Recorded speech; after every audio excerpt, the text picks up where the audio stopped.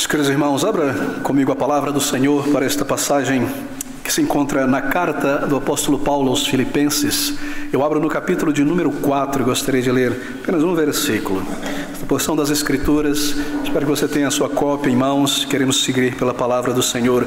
Em Filipenses capítulo 4, versículo de número 8, essas palavras tão inspiradas e tão reais e práticas para a vida cristã. Quanto ao mais, irmãos, tudo o que é verdadeiro, tudo o que é honesto, tudo o que é justo, tudo o que é puro, tudo o que é amável, tudo o que é de boa fama, se há nestas coisas alguma virtude, se há algum louvor, nisso pensai. E a partir destas palavras inspiradas pelo Espírito, nosso tema nesta manhã é princípios reguladores para a mente. Gostaria de falar novamente sobre parâmetros bíblicos para os pensamentos.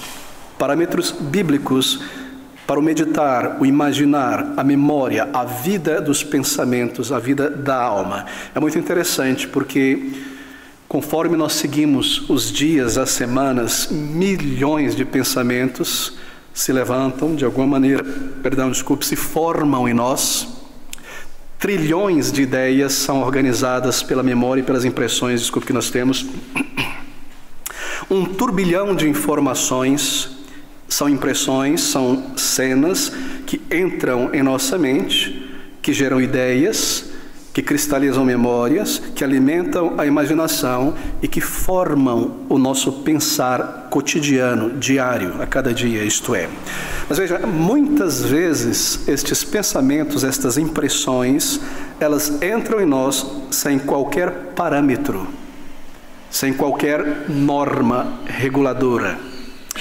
E assim elas entram e seguem um curso livre dentro de nós e elas passam a determinar nossas ideias, nossas concepções sobre coisas práticas da vida e como um todo na vida, tocam nossos sentimentos, despertam nossos sentimentos e, na maioria das vezes, comandam as nossas decisões diárias e práticas. Ao longo de cada minuto, de cada instante, mesmo aqui e agora, milhares de pensamentos se formam em nossa mente.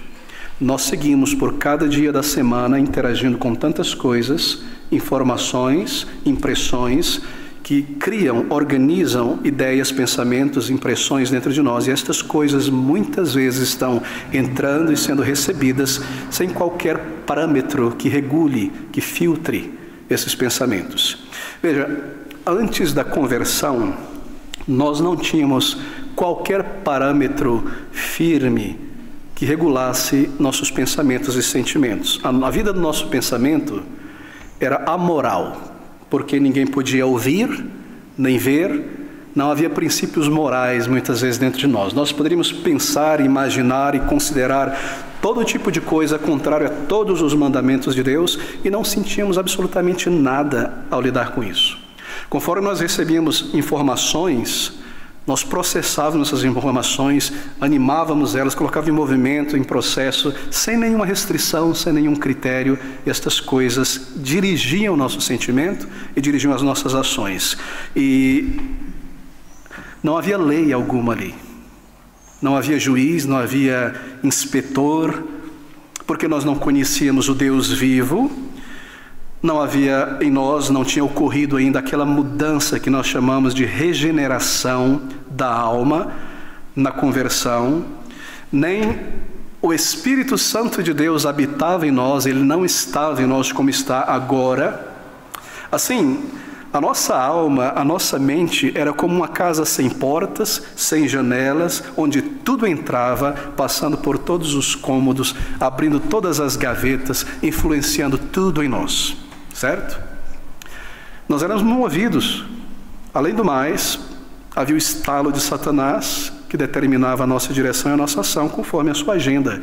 Ele colocava diante de nós certas coisas e nos levava a essas distrações, o que quer que seja.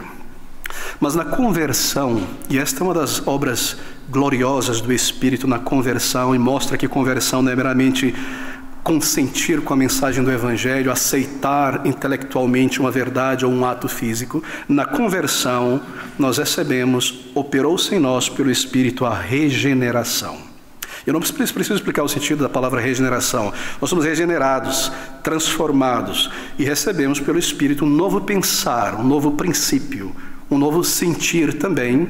E é claro, junto com tudo isso, nos foi dados padrões santos, gloriosos para a vida da alma, padrões para a mente. Portas e janelas foram colocadas nesta casa. Um guarda foi colocado à porta para impedir ou checar muitas coisas, ideias, ensinos e informações que deveriam entrar em nós.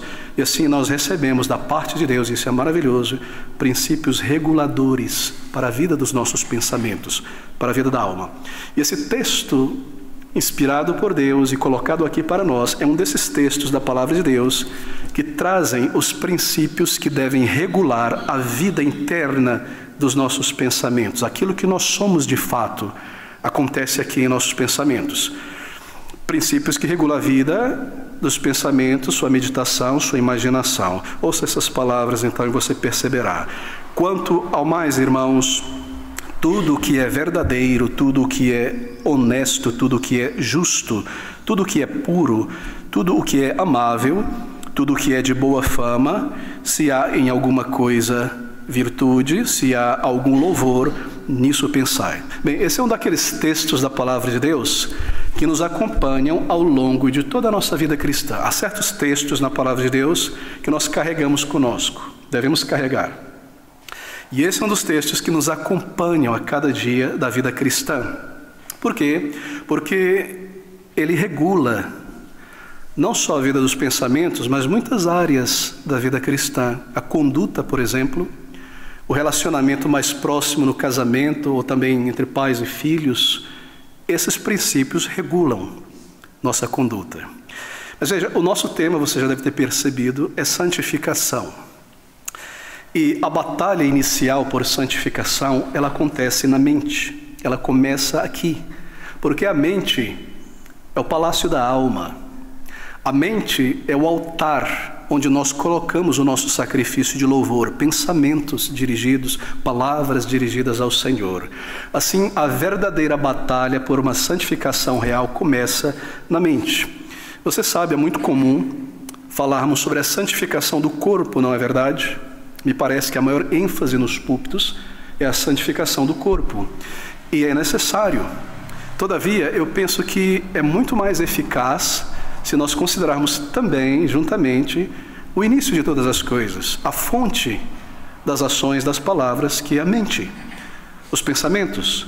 Ali está o painel de controle das ações, da imaginação, das decisões e dos sentimentos, que tem um grande peso em nós, em nossas decisões muitas vezes. Assim, queridos, é na mente que nós adoramos a Deus. A mente é o templo da nossa adoração, ela dirige a nossa conduta, as nossas palavras e afeta, é claro, o nosso sentimento. Assim, quão importante é de vez em quando, na verdade, se nós não recordarmos com regularidade, revisarmos esses princípios dados por Deus para a vida dos pensamentos, então a nossa santificação ela será muito prejudicada. E não só isso, a nossa comunhão com um Deus santo, pessoal e real será grandemente afetada. Comunhão com Deus e, por fim, a nossa alegria do Senhor. Eu creio que a chave para muito da alegria cristã e a resposta para muito das dificuldades internas que nós temos está na falta deste controle, desta regulação bíblica da vida dos pensamentos. Assim, eu gostaria de colocar o dedo no nervo da questão. Espero que seja como tem sido para mim meditar aqui. Nós já meditamos nesse tema anos atrás, gostaria de revisitá-lo. Seja uma grande bênção para todos aqui nesta manhã.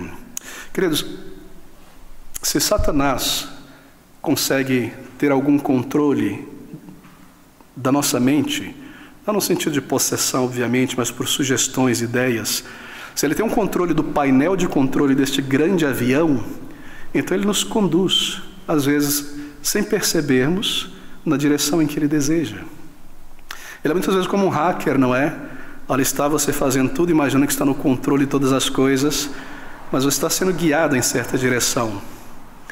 Quão importante é a vida dos pensamentos.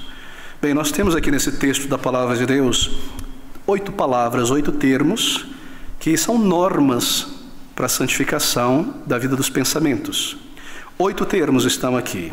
Eu gostaria que, se você estivesse tomando nota mental, tentasse memorizá-los, tentasse guardá-los, porque nós queremos carregar estas verdades conosco ao longo da vida. Nós precisamos destas verdades. Bem, se aplicam à vida dos pensamentos, porque o final do versículo é: nisso pensai.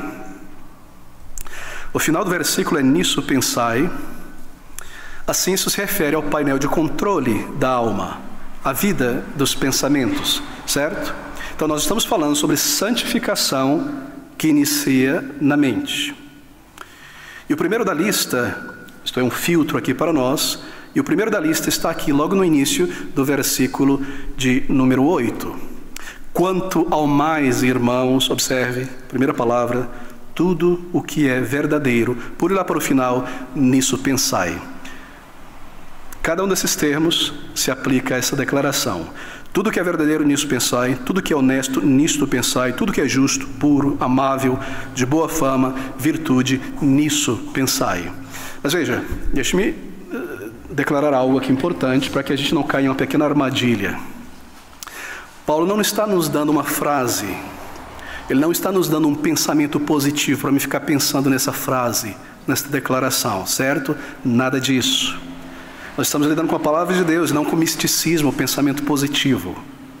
Eu vou pensar positivamente, assim as coisas vão acontecer. Absolutamente não. O que ele está nos dando aqui pelo Espírito é um filtro para tudo aquilo que entra em nossa mente. Como regular estas coisas. Assim, marque isso, isso é muito importante. E o primeiro de nossa lista, princípio regulador, é isso: tudo o que é verdadeiro, nisso pensai. Bem, verdade está em oposição àquilo que é falso. E a verdade deve estar sempre ali na mente, na conduta de um salvo. O apóstolo Paulo, em uma outra carta, ele coloca a verdade naquela armadura do crente. Não é a couraça, o cinturão da verdade. Nós carregamos isso conosco. Bem, em termos de conduta, o crente ele deve ser verdadeiro em suas promessas, em seus votos, em suas declarações. Ele deve ser verdadeiro em suas amizades, em seus relacionamentos. E ele deve manter todos os seus relacionamentos nesta vida, com quem quer que seja, presente ou passado, à luz da verdade sobre Deus. E ele deve enfrentar a vida em termos da verdade a respeito da eternidade, da brevidade da vida humana aqui, do dia do juízo, da realidade de um Senhor, Criador de todas as coisas, a quem eu devo prestar contas. Assim, a verdade deve estar em nossa conduta. E é claro, a verdade sobre o verdadeiro caráter de todo ser humano. Ao lidarmos com as pessoas, nós consideramos isso, e assim nós somos guiados pela verdade. Em nossa comunhão como crentes, o apóstolo João diz assim, usando uma metáfora para a verdade: se andarmos na luz, temos comunhão uns com os outros. Se não andamos na luz, então não temos comunhão uns com os outros. Assim, nossos relacionamentos, a verdade deve ser um parâmetro para o nosso agir. Muito bem. Bem, a verdade, o que ela é? Ela é uma representação das coisas como elas são de fato. É um sinônimo de realidade ou de realismo. Assim, em todo momento, em toda situação, nós devemos viver e proceder debaixo da impressão correta das coisas, debaixo da impressão verdadeira das coisas. Eu penso que se aplica hoje em dia, não é? Essa situação política, candidatos. Quantas vezes nós somos guiados por certos vídeos tratando pessoas como se fossem heróis ou um time de futebol, baseado numa palavra que foi declarada, num gesto. Mas isso não é ser guiado pela verdade em relação ao caráter, a Deus, ao estado do ser humano, a verdade da palavra de Deus. É isso que eu quero dizer. A verdade deve estar em nossa percepção das coisas, em nossa análise das coisas, sempre, sempre. Assim, nós devemos viver debaixo da impressão correta das coisas. Tudo que é verdadeiro, nisso pensai, declarou o apóstolo Paulo. Bem, como assim? Agora oferecer alguns exemplos. Tudo que é verdadeiro, nisso pensai. Você, em uma determinada situação, interação, se sentiu ofendido, machucado ou decepcionado. Alguém fez ou disse algo que te afetou. Agora, suponha que você então permita pensamentos amargos dentro de você, ou pensamentos hostis contra esta pessoa. E é claro, nós sabemos disso, que quando isso começa a acontecer, a imaginação irá tomar voo livre, não é?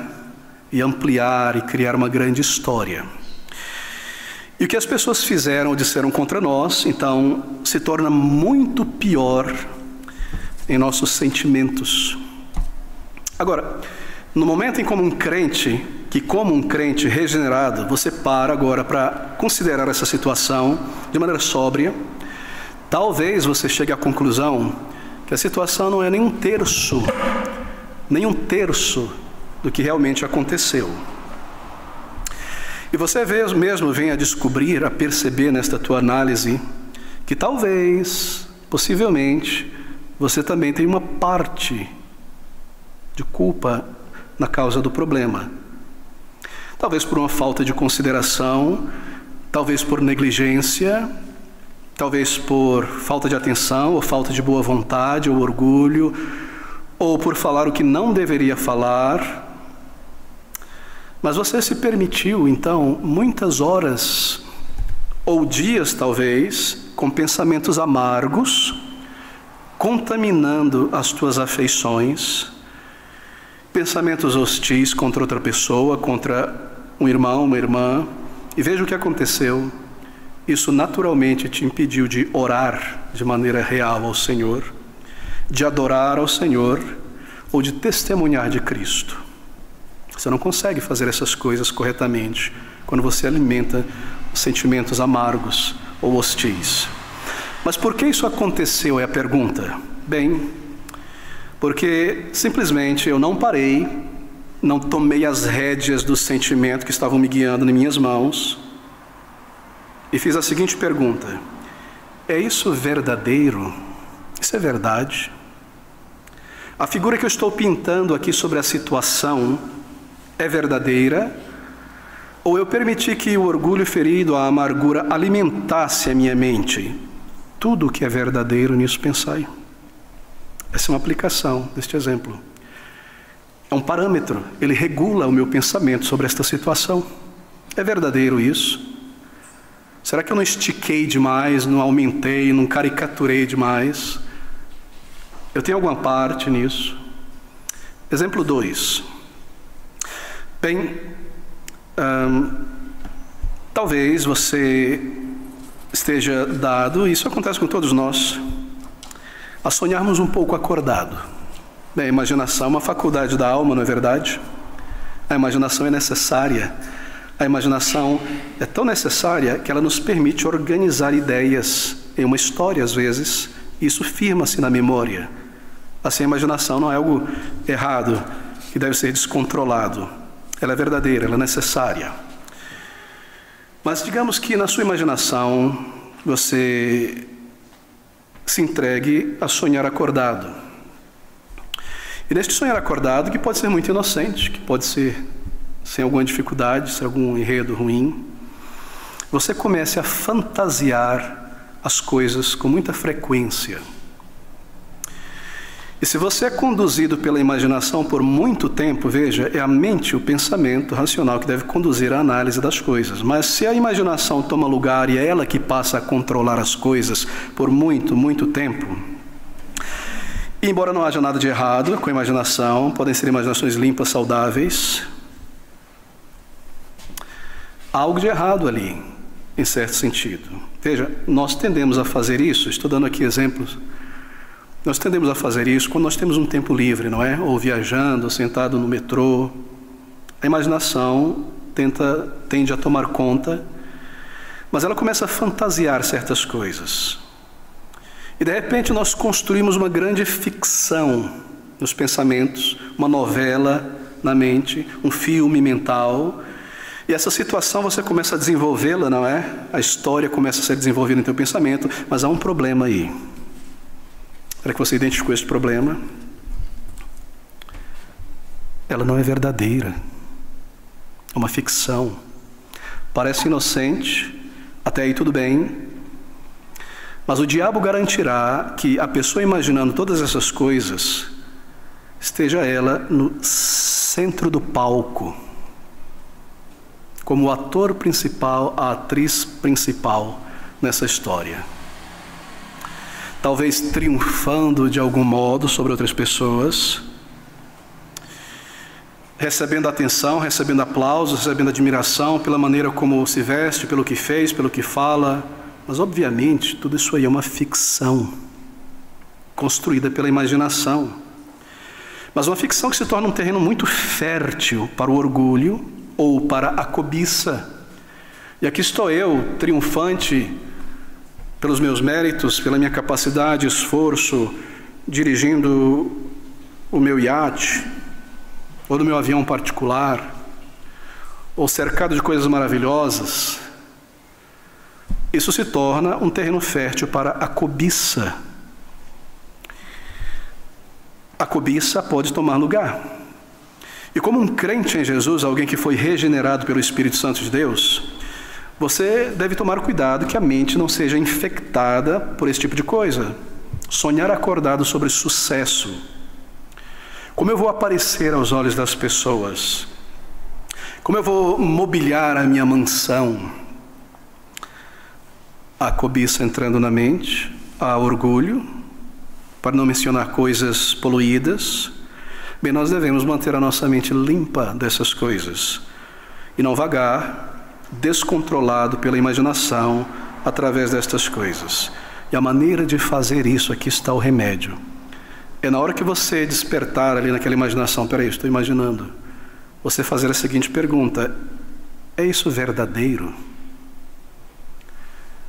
Tudo aquilo que é verdadeiro, nisso pensai. É isso verdadeiro em relação ao que a palavra de Deus me diz? Sobre riqueza, sobre fama, sobre glória, sobre vaidade, sobre coisas dessa terra. E logo você fazendo esta pergunta, você põe um parâmetro. Não permita, não acha que é algo inocente deixar que a imaginação te guie, de maneira alguma. Ela irá determinar as suas ações acordado, você vai se tornar um sonhador acordado. E não um sonhador no sentido positivo, mas alguém que vive para estas coisas somente, tem a si mesmo o centro de todas as coisas. Assim, meus irmãos, eu sou uma pessoa regenerada. Deveria eu então permitir que orgulho, cobiça, concupiscência, vaidade e sensualidade se instalem em minha mente por meio da imaginação e contamine minhas afeições? Bem, nós devemos manter nosso pensamento limpo dessas coisas e não vagar, criando fantasias e coisas indignas. Tudo o que é verdadeiro, nisso pensai. Terceiro exemplo, estamos ainda em verdadeiro. Bem, talvez você seja uma pessoa que tem uma tendência, digamos assim, eu não creio que uma tendência seja algo fixo, porque aquele que está em Cristo é uma nova criatura, e que não possa ser mudada e transformada, porque o Espírito de Deus habita em nós e pode nos transformar. E a verdade da palavra de Deus segue nos libertando de sentimentos, ideias e tendências erradas. Mas digamos, usando esse termo, talvez você seja uma pessoa que tem uma tendência a ser pessimista ou melancólica. E assim como uma pessoa melancólica, eu permito que pensamentos depressivos corram soltos e naturais em minha mente. E eu não piso no freio. Eu não checo estes pensamentos, e a situação então que eu me encontro, pode ser algum desafio na vida, ela se torna muito, muito pior em minha estima. E é claro, isso vai me levar a pensar sobre mim mesmo o tempo todo, sobre os meus sentimentos. E por conta disso, é tão terrível, estes sentimentos de melancolia se tornam um alimento, um suco que eu vou tomando. É muito triste isso, não é? Mas isso acontece com cada um de nós aqui, ou pode persistir com cada um de nós aqui. Bem, se eu permito isso por muito tempo, sem checar estes pensamentos e ideias e imaginação, eu me entrego a uma autopreocupação demasiada, eu começo a ver tudo com as nuvens cinzas estão sobre todas as coisas, e eu não tenho mais tempo e nem ânimo e nem energia emocional para ajudar outras pessoas, para servir na causa de Cristo, e eu estou sempre, é claro, me sentindo mal até por isso, por não servir ao Senhor. Esse é um sinal de que já fui muito longe. Isso naturalmente me faz esquecer todas as promessas do Senhor. Não é interessante que quando nós estamos seguindo por isso aqui, parece que as promessas do Senhor desaparecem, nós não lembramos de uma sequer. E depois que nós saímos desse túnel, como é que eu esqueci disso? Como é que eu não pensei sobre isso? Como é que eu não lembrei isso? Como é que eu não olhei o meu diário de memórias e respostas de oração? Não é verdade? É claro que é. Por quê? Porque isso não é verdadeiro. Assim eu devo colocar diante de mim esta pergunta com seriedade, quando eu estiver sendo levado por isso. É isso verdadeiro? Bem, aqui está o padrão. Tudo o que é verdadeiro. Este é o padrão para avaliar todas essas coisas. Esses pensamentos, eles são corretos, eles são justos, eles são dignos de um crente. É isso verdade? A verdade nos libertou um dia, a palavra de Deus, e ela deve seguir nos libertando. Assim eu faço esta pergunta: é isso verdadeiro de acordo com as promessas de Deus, a realidade que Deus é um Deus todo-poderoso, que eu sou um filho e uma filha de Deus? E fazendo isso, você checa estes sentimentos. E você não os permite tomar conta e seguir dentro de você por tanto tempo. Bem, aqui está o padrão então. Uma direção bíblica para a santificação dos pensamentos. Tudo o que é verdadeiro, seja isso a natureza, a essência das coisas que ocupam nosso pensamento, nossa imaginação. Dou um passo atrás novamente, didático.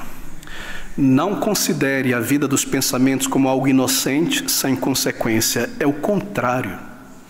Ali está o painel de controle. E a santificação começa aqui. Nós não podemos permitir que esses pensamentos, sentimentos, impressões corram soltos como animais selvagens por todo lado, fazendo o que querem.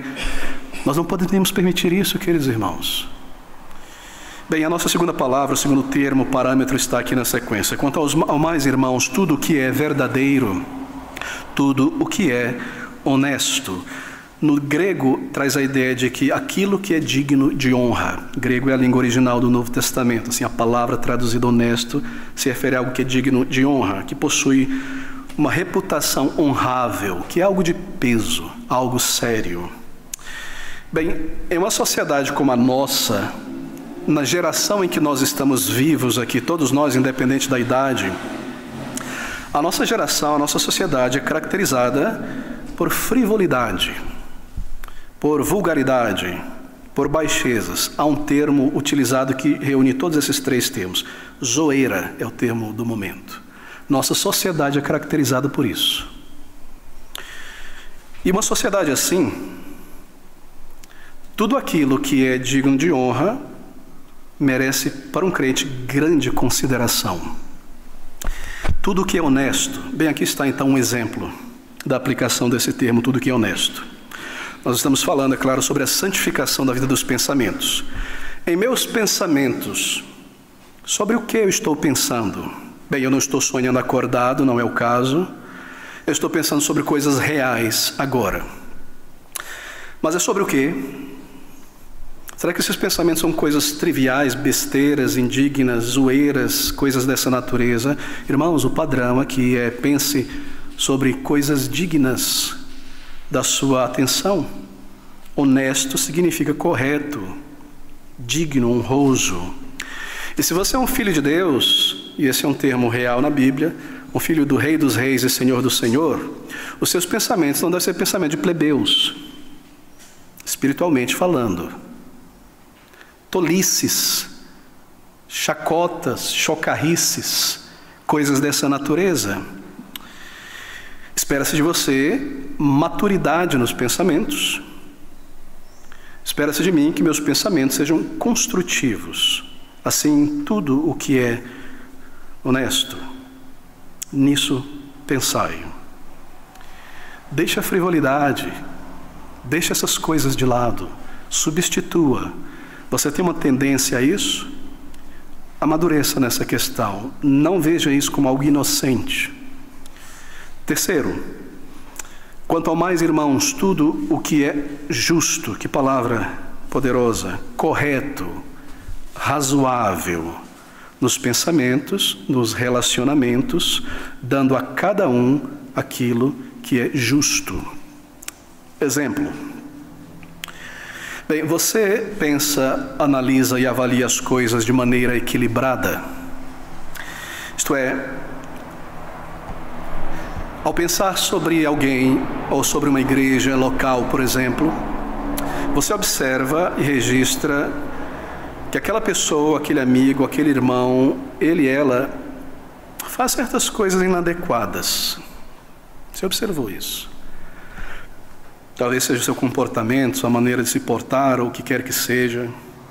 Então você observa isso e registra mentalmente que aquela pessoa faz algumas coisas inadequadas e irrazoáveis.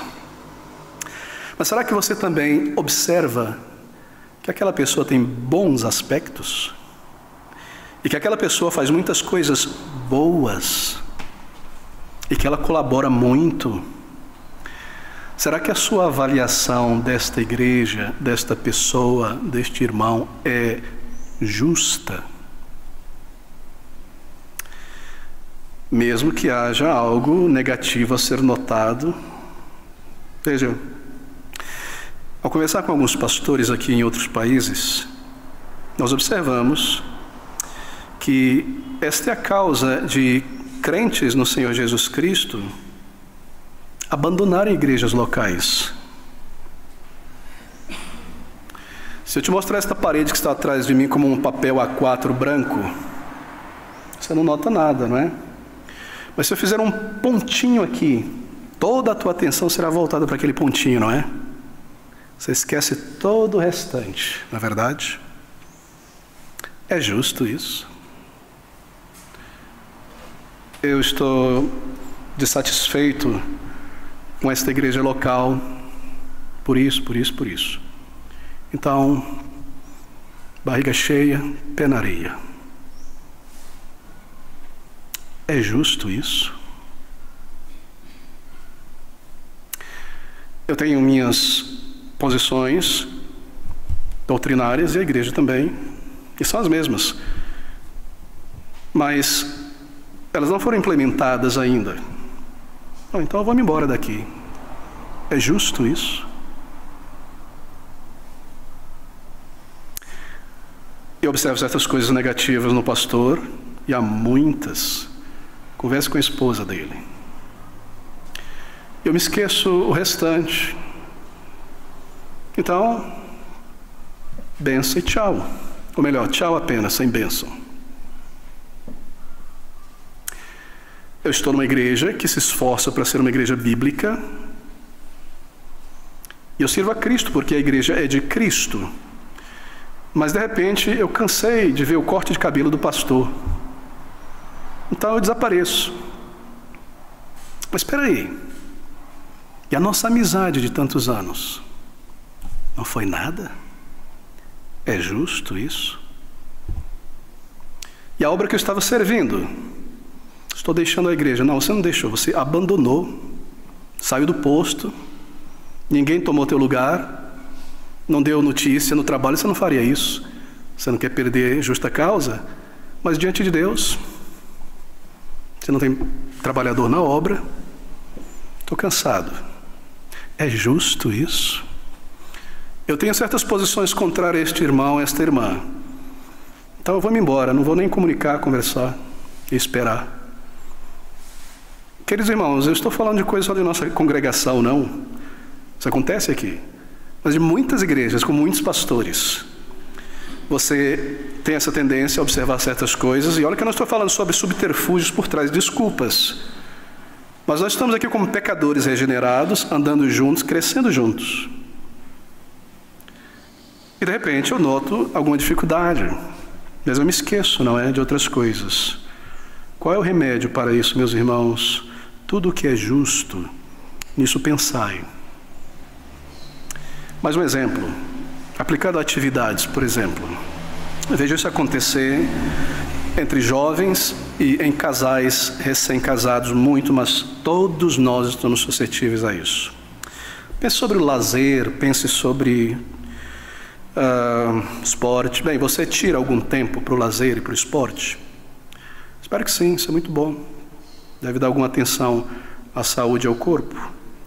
Mas será que este tempo despendido semanalmente é despendido às custas do sacrifício de outra pessoa? Às vezes, filhos, por exemplo, já jovens, que estão vivendo ainda com os pais, eles gastam bastante tempo com coisas inocentes, mesmo coisas proveitosas, como lazer, hobbies, mas à custa dos pais, que precisam fazer tudo. É isso justo? Você se pergunta como um crente.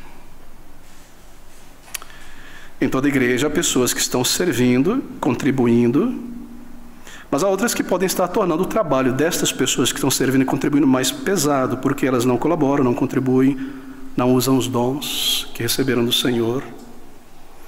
E assim, às vezes, o lazer, o passeio, a confraternização, bem, podem ser dignos, necessários, mas feitos às custas de negligenciar um dever cristão. É isso justo? Nós devemos fazer essa pergunta. A palavra de Deus nos comanda. Tudo o que é justo, nisso pensai. Deixa-me dar um terceiro exemplo. Isso acontece em muitas igrejas, sobretudo em igrejas que têm um maior número de pessoas, em uma condição financeira maior. Bem, a pergunta é isso justo? Que eu receba auxílio do povo de Deus, sem estar fazendo a minha parte com diligência? Houve aqui, muitos anos atrás, posso falar, você não sabe quem é, está longe do nosso contexto, mas deve ser usado como exemplo, um casal, e muito ativo, servos do Senhor, crentes no Senhor, e nesse casal a esposa não trabalhava, uma pessoa ativa, uma pessoa capaz, dinâmica, inteligente, mas o marido decidiu e ela concordou que ela não deveria trabalhar. Em determinado momento, este esposo, um crente, um irmão em Cristo, enfrentou uma enfermidade autoimune, debilitante, e já foi perdendo as capacidades de trabalhar, e fraqueza, e se enveredaram se enveredaram por alguns empréstimos que não conseguiram pagar, e as coisas foram ficando muito difíceis. E a igreja, de maneira individual, particular, estava auxiliando no que podia. E é claro, o tempo foi passando e nada mudava. Então, como pastor, precisei conversar com este irmão e dizer: meu irmão, a palavra de Deus diz que no casamento, se são dois é melhor do que um, se um cai, o outro levanta, o outro ajuda. E a resposta foi: pastor, eu tenho grande alegria de chegar em casa e ver minha esposa lá. Bem, e o que ela faz o tempo todo em casa, que gasta o dia inteiro em casa? Conversando agora com a esposa em particular. Qual é a sua rotina? Eu acordo, às 8 horas, 9 horas, e aí eu abro as cortinas. Abro as cortinas e vou fazer uma outra coisa ou outra. Bem, então precisei admoestar o marido: meu irmão, a igreja não pode lhe ajudar mais, porque o irmão não está fazendo a sua parte.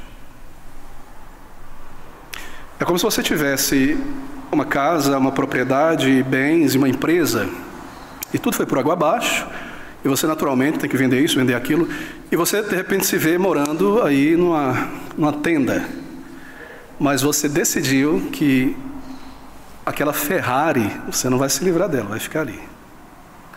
E aí as pessoas precisam agora te ajudar, porque se tu não tenda, e está caindo água, e etc., e naturalmente vamos ajudar. Mas chega um momento que você deve perguntar: você não quer fazer a sua parte e vender a Ferrari? A esposa lhe ajudar, não sei por que razão não fazia. É justo isso? Que alguém que possa trabalhar e não trabalhe, e tem energia e capacidade, é justo isso? Então nós nos perguntamos, irmãos, essas coisas. Assim nós pensamos sobre o nosso relacionamento, a igreja, a obra, os benefícios que nós recebemos, e como crentes regenerados nós colocamos essa pergunta diante de nós: é justo o que eu estou fazendo? É justo receber isso? É justo continuar assim? Bem, nós precisamos disso. Próximo termo: tudo o que é puro. Bem, tudo que é puro em si, tudo que promove pureza. Nós estamos falando sobre a santificação da vida dos pensamentos. Nossos pensamentos, então, devem ser sem contaminação. E é claro, você coloca, meu irmão, minha irmã, um embargo a todo pensamento impuro que tente entrar e colocar um pé para dentro da mente. E você não se coloca diante de questões, de visões, de imagens ou sons que irá alimentar ou entreter esses pensamentos, ou sugerir, ou ler, ou ouvir. A única maneira, eu te digo, meu irmão, é crucificar estas coisas, fazê-las morrer. Tudo o que é puro, nisso pensai. Eu costumava dizer que um crente ele deve passar longe de novela. Se possível, não ter uma televisão em casa. Eu sou contra o aparelho de televisão, não me entenda errado. Mas isso acabou, isso é coisa do passado. Hoje em dia, por que eu dizia? Porque é da televisão que vinha toda a porcaria para dentro da nossa vida lá. Novelas, por exemplo, uma coisa absurda. Hoje em dia, saiu da televisão, está em tudo, certo? A concupiscência da carne está em tudo, tudo. Está no programa de esporte, a sensualidade ali. Não há necessidade, mas está ali. Há um programa sobre culinária, estará ali. Concupiscência da carne, dos olhos, soberba da vida. Está na internet, você tem que tomar grande cuidado. Porque na lateral direita e na lateral esquerda há sugestões. Você precisa comprar um filtro, você precisa lidar. Assim, é necessário crucificar estas coisas. Se você é uma pessoa que às vezes se pega alimentando pensamentos indesejáveis, que são impuros, você deve desviar a sua mente para coisas melhores e orar com consistência e urgência. Como um ping-pong às vezes. O pensamento vem, você rebate, vem, você rebate. Você não pode pegar prazer nisso aí e ficar brincando. Você tem que sair dali, jogar fora essa mesa, essa raquete e ir embora. É necessária uma decisão séria. Olha o truque da carne. A autocomiseração vem naquele momento. Eu me sinto tão fraco, mas eu vou ser forte mais tarde. Acabe com isso, querido irmão. Se nós não crucificarmos isso, nós não vamos vencer. E Satanás terá grande vantagem em nós. A vida dos pensamentos deve ser mantida limpa. Eu não poderia ilustrar isso melhor do que pensar sobre a habitação do Espírito de Deus em nós. Deveria o Espírito de Deus, o Espírito Santo de Deus, ter que brigar, lutar por sua residência de visitantes indesejáveis o tempo todo? Quão ofensivo isto é! O Espírito de Deus que nos santifica e nos guia, assim embargue isso. Lance fora, não estimule a mente assistindo coisas manchadas pela sensualidade, imoralidade. Isso é a marca dos programas de hoje. Assim não queremos entristecer o Espírito de Deus, que é quem nos santifica. Bem, assim não seja também como aquelas pessoas que dizem algo assim. Isso é um outro truque da carne. Olha, eu sou um cristão já há tantos anos. Quando Deus me salvou, Ele me colocou, Ele me deu uma força maior. Uma unção maior. Assim, eu consigo assistir essas coisas, esses programas, sem sentir nada, sem me contaminar. Eu consigo. Isso é tolice. Você se contaminará sim. E Satanás garantirá que irá colocar algo ali para te derrubar. Irá permanecer na sua mente. E tempos depois voltará à tua mente para te atacar ou para te tentar. Não faça isso jamais. Não se sinta forte contra as tentações do maligno. O comando da palavra de Deus não é sentir-se forte, é fugir de toda a imoralidade. Sair dali. Assim, essa deve ser a nossa postura. Já toquei nisso muitas vezes, e é nessas aplicações simples e práticas que às vezes recebo o título de lidar com coisas muito simplistas. Mas não são, não. Você deve estar atento à cultura. Há muita coisa boa na cultura de qualquer país, mas a cultura é um caldeirão de podridão em qualquer nação. Assim, não conduz a tua vida, o teu vestimento, o teu palavreado conforme a cultura. Bom, eu vou para a praia, claro, eu tenho que usar roupa de praia. E o que é roupa de praia hoje em dia? Roupa de baixo. Não, isso é roupa de banho. Sim, é a mesma roupa de baixo, só que só mudou o tecido, não é? Já parou para pensar sobre isso? Agora traga isso para a cidade. Se alguém aparecesse assim na cidade, batesse sua porta, você queria fugir daqui, né? Por que é aceitável em outro espaço geográfico? Não seja guiado por essas coisas. Isso eu estou aplicando por conta da pureza do termo aqui. Mas isso se aplica a qualquer outra situação. Nós não podemos ser guiados pela cultura decadente do Brasil. A nossa cultura é cristã. Sou brasileiro, não, você é um crente em Jesus Cristo. Assim nós temos que ser guiados pela cultura cristã em todas as coisas. E não entrar no funil e dizer, todo mundo faz, é parte da cultura, é assim que eu me comporto neste ambiente, naquele. Não, o crente se comporta segundo o padrão da palavra de Deus, em qualquer ambiente. Então nós marcamos isso. Os olhos são para a alma a janela, o farol, que traz luz ou traz escuridão para dentro de nós. E se for escuridão, quão densas serão essas trevas em nós? Assim, não tome como algo pequeno ou inocente o senso visual. Guarde ele. Não se permita colocar olhos e ouvidos sobre essas coisas que contaminam o pensamento. E aqui está o padrão. Tudo aquilo que é puro, nisso pensai. Em meu pensamento e minhas considerações devem ser puros, devem ser sem máculas. Quinto, tudo aquilo que é amável. Amável no grego é agradável ou que comunique amor, algo generoso. Tudo o que é amável, diz o apóstolo Paulo, nisso pensai. Pensando e planejando atos de generosidade. Por exemplo, você pensa, literalmente, para pensar como você pode ajudar outra pessoa. Claro, supremamente, como eu posso ajudar a avançar o reino de Cristo, o evangelho de Cristo. Será que eu navego pela vida cristã entre os irmãos, na igreja do Senhor, desapercebido da situação da minha família em Cristo? O que eu posso oferecer, o que eu posso fazer? Assim, atitudes que comunicam amor, que comunicam generosidade. De maneira que a pergunta é, são os meus pensamentos, as minhas considerações entre os irmãos, algo que comunica amor, algo generoso para ajudar, e eu planejo, e eu faço isso acontecer, tudo aquilo que é amável, diz a palavra de Deus, entre crentes, no Senhor Jesus Cristo, nisso pensai. Se dá um segundo exemplo, nós podemos aplicar esse padrão, tudo aquilo que é amável, ao nosso temperamento.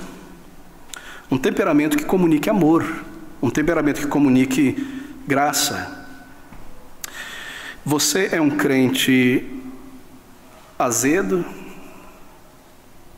irritadiço em seu temperamento, alguém intratável.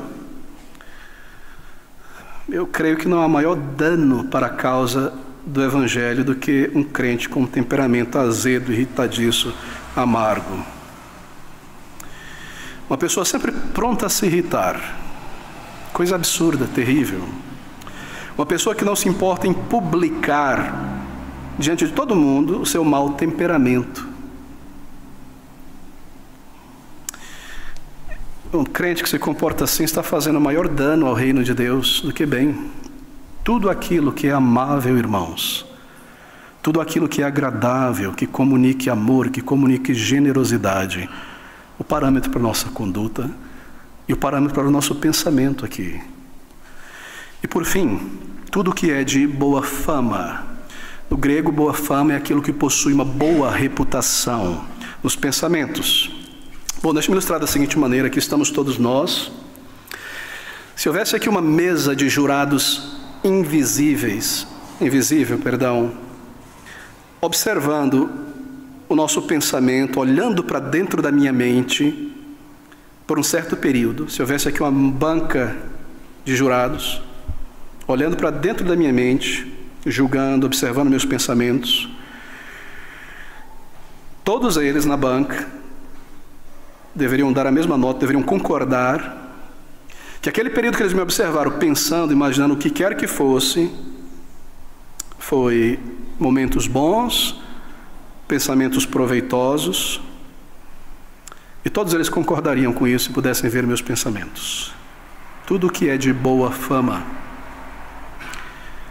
Agora imagine você, pense você que Deus o Pai está vendo, Deus o Filho está vendo, Deus o Espírito está aqui dentro de nós.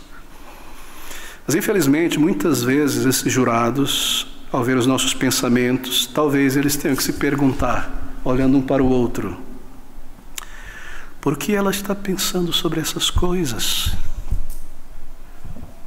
Por que este crente está pensando sobre isso? Por que esse crente está se preocupando com esses pensamentos por tanto tempo? Isso não é digno, isso não é de boa fama, isso não é apropriado para alguém que se espera gravidade, seriedade. Assim, queridos amigos, nosso pensamento deve ser o mais construtivo possível, edificante, fortalecedor de caráter, comunicando amor, promovendo a causa de Cristo. Se você se treina a desprezar alguém, então você nunca vai poder fazer o bem a alguém ou evangelizar. Se você treina a tua mente por pensamentos ruins sobre um outro irmão, você nunca irá cumprir a lei de Cristo. Assim, não permite-se treinar, os pensamentos estão nos treinando, comandando o nosso comando, nossa atitude, nosso sentir. Põe um embargo, tudo o que é de boa fama. Bem, há um número de atitudes que todas as pessoas no mundo, em todos os períodos da história, mesmo entre pessoas não regeneradas, não salvas, concordam que são atitudes de boa reputação e de boa fama entre todas as pessoas. Isso mostra que nós somos criados à imagem e semelhança de Deus, mas há um número de atitudes que todo mundo considera uma boa atitude, algo de boa fama. Por exemplo, cortesia. A cortesia, que é consideração, que é gentileza. O respeito por pais e por pessoas que ensinam e autoridades na sociedade. Pureza entre irmãos e irmãs. E o crente, em todas estas coisas, deveria, por necessidade, ser um modelo e um padrão e um exemplo para toda a sociedade. E a nossa utilidade como crentes neste mundo depende muito no local de trabalho, na escola, na vizinhança, na família, de cultivarmos isso. Essas virtudes, muito mais do que a maioria dos crentes imagina, elas têm um grande poder, um grande efeito. Tudo aquilo que é de boa fama, nisso pensai. E então ele conclui dizendo essas palavras: se há, e agora ele não se aplica aos termos anteriores, mas a qualquer outra coisa, porque ele não tem a intenção de nos dar uma lista exaustiva de virtudes. Então ele pega 2 princípios para aplicar a qualquer outra coisa. Se há em alguma coisa, se há alguma virtude nisso, se há algum louvor, nisso pensai. Se há alguma coisa mais, alguma coisa que possua a natureza de uma verdadeira virtude, um filho de Deus, uma filha de Deus deve cultivar isso. Deve alimentar isso. E o crente deve ser um exemplo e um padrão em todas essas virtudes. Lembra-se do contexto. Paulo escreve aos filipenses, que eram gregos, que estavam na colônia, na sociedade grega, e ele desejava que os cristãos de Filipos aprendessem de seus vizinhos pagãos, qualquer coisa que fosse boa, limpa, proveitosa, que produzisse virtude, e imitasse eles naquilo que é verdadeiramente excelente. Assim, não permita que uma pessoa não regenerada te sobrepuje em bondade. E não permita que uma pessoa não salva, que tem um caráter que está pulindo, uma pessoa que busca agir bem nessa sociedade, te sobrepuje em virtudes.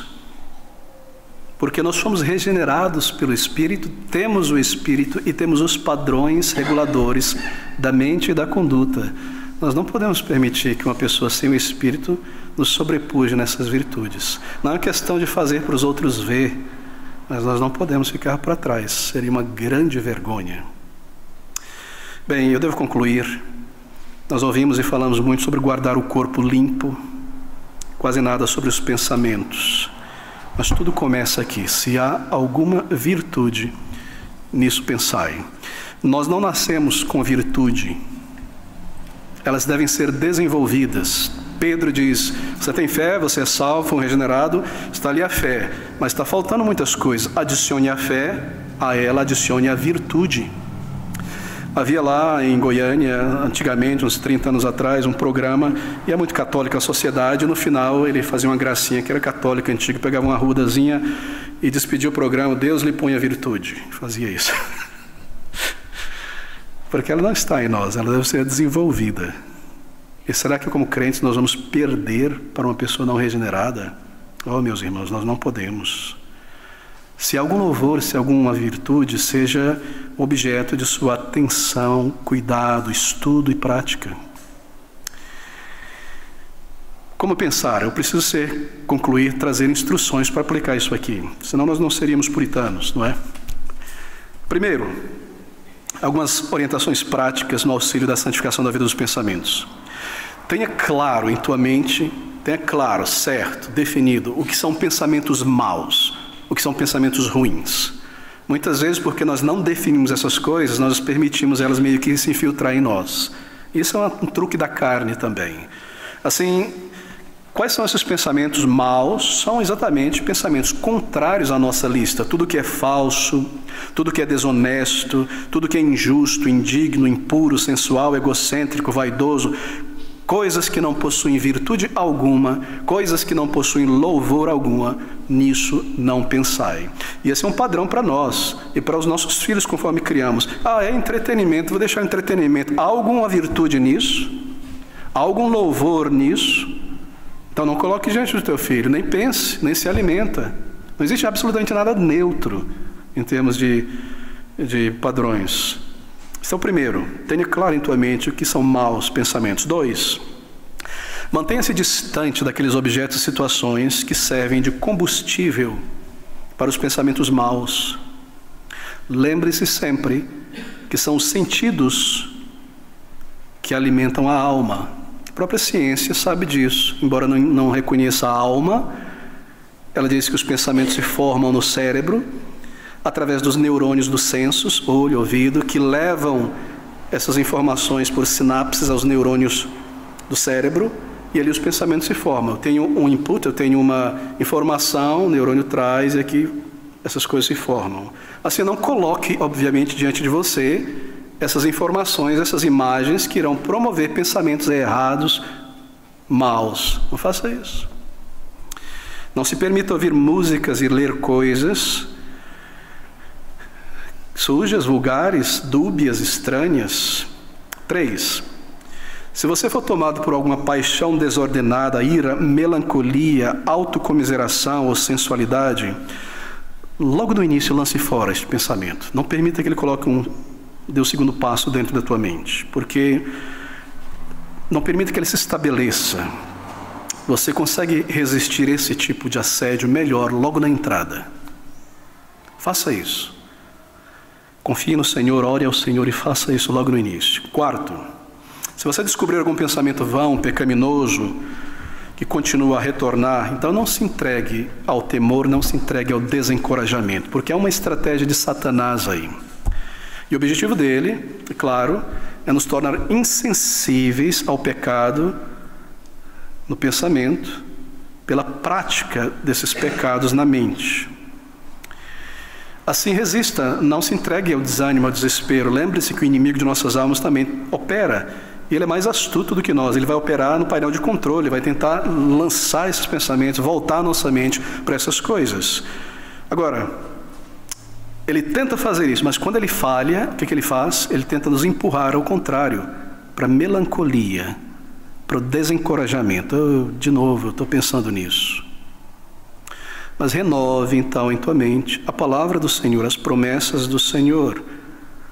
E recorde que nós devemos, quando estamos tomados por essas coisas, renovar, dar um refresh a nossa mente na palavra do Senhor. E não entrar na forma deste mundo. Mas volte-se à palavra, leia, recorde os textos, a verdade sobre Deus, sobre a vida cristã, e renove a tua mente ali. Mais um. Mantenha em mente que o Espírito Santo de Deus tem residência permanente dentro de nós. Isso é tão importante. Isso é tão importante. Há um versículo no Antigo Testamento, declarado por Agar, mãe de Ismael, quando vai para Abraão, na verdade Sara, a despede com seu pequeno filho. E morrendo, ela clama, ora ao Senhor, deixa seu filho à distância para morrer de sede. E ela clama ao Senhor e o Senhor envia um anjo. E a sua oração foi ouvida. E o Senhor ia abençoar, e ele será uma grande nação. E ela faz uma declaração tão poderosa que passa despercebido, mas se nós tomarmos essa declaração, eu creio que ela resumiria tudo o que nós dizemos aqui e seria a maior cura, o maior embargo, o maior filtro para todo o pensamento e tudo mais. Ela disse assim: agora sei, tu és o Deus que vê. Que Deus veja dentro de mim, que Ele está vendo agora. Se nós o tememos, então isso nos mantém, não é? Limpos. Tu és o Deus que vê. Salmo 51:4, tu busca a pureza, vês a pureza no íntimo. Tu és o Deus que me vê. Mantenha isso em mente, isso é tão poderoso, é uma verdade. Deus agora, o eterno Deus, Ele me vê. Isso vai moldar a tua atitude no supermercado, na padaria, entre os irmãos. A todo tempo, Deus está me vendo. Eu vou agir segundo o seu padrão. Eu não vou deixar correr solta a minha imaginação. Esse aqui sou eu sou isso. Aquilo que eu penso, aquilo que eu sinto. Deus é o Deus que me vê. Eu vou pôr um embargo nisso. Exercite isso, querido irmão. Mantenha também, esteja resolvido, isso é importante. Esteja resolvido em tua mente qual é o teu verdadeiro interesse, preocupação na vida, vocação. Para o que você, para quem você vai viver esta breve vida aqui na terra? Porque são essas coisas que irão comandar e alimentar o nosso pensamento, a nossa meditação. Viva, é claro, para o Senhor, para o teu Salvador, para a igreja do Senhor. E você terá muita matéria para o pensamento e as afeições. 7. Não negligencie. Exercite o controle da razão, da mente, dos pensamentos sobre a imaginação. Não permita que a imaginação tome o volante. Ela tenta fazer isso o tempo todo. Uma pessoa guiada pelos sentimentos ou a imaginação, deixa eu colocar os sentimentos. Não permita que os sentimentos te guiem. Uma pessoa que é conduzida pelo sentimento e não pela mente, baseado na verdade, é como uma pessoa bêbada. Já viu alguém? O álcool, ele revela muito da pessoa. A pessoa ali está séria, ali tal, começa a beber, começa a chorar, controlado pelas emoções, porque a mente está desligada. O álcool desligou a mente. Ou a pessoa começa a brigar e a fazer coisa, é corajoso. Assim, uma pessoa que é guiada por sentimentos e emoções, como uma pessoa bêbada. Exercite o controle das emoções. A mente que deve guiar, baseado na verdade da palavra de Deus, e não os sentimentos, e não as emoções. Então, por último, lute contra esses grandes inimigos da santificação dos pensamentos. Lute mesmo, entre um combate e vença. Não permita que a autocomiseração te faça perder o combate, mesmo na imaginação. Lute contra isso. Primeiro, lute contra a amargura, a ira, a autocomiseração. Lute contra a cobiça por coisas terrenas e status passageiro. Lute contra o orgulho. Lute contra a sensualidade. Lute contra a complacência com a carne e a complacência com este mundo. São grandes, grandes inimigos da vida dos pensamentos. Bem, aqui está um exercício, meus irmãos. Por isso eu mencionei que isso deve nos acompanhar ao longo da vida cristã. A graça de Deus deve ser buscada, porque é a graça de Deus diariamente que nos ensina a viver e a renunciar às concupiscências da carne e da mente. Pensamentos sóbrios, justos e piedosos. E é claro, o resultado então deste exercício está no versículo 9. E o que também aprendestes e recebestes e ouvistes e vistes em mim, isso fazei. E o Deus de paz será convosco. O Deus de paz, do versículo 7. E a paz de Deus, que excede todo o entendimento, guardará os vossos corações, pensamentos em Cristo Jesus. Aqui está a lista, então o Deus de paz será convosco. A paz de Deus, como também a ajuda constante de Deus, Cristo nos capacitará. Guarde isso, carregue com você. Recorde diariamente. Quanto ao mais, irmãos, tudo o que é verdadeiro, tudo o que é honesto, tudo o que é justo, tudo o que é puro, tudo o que é amável, tudo o que é de boa fama, se alguma coisa, em alguma coisa, há alguma virtude, se há algum louvor, nisso pensais. O versículo mais prático de todas as epístolas do apóstolo Paulo. Graças a Deus porque ele era prático. Graças a Deus pelo texto. É que nós precisamos saber exatamente como viver agradáveis, uma vida agradável ao Senhor.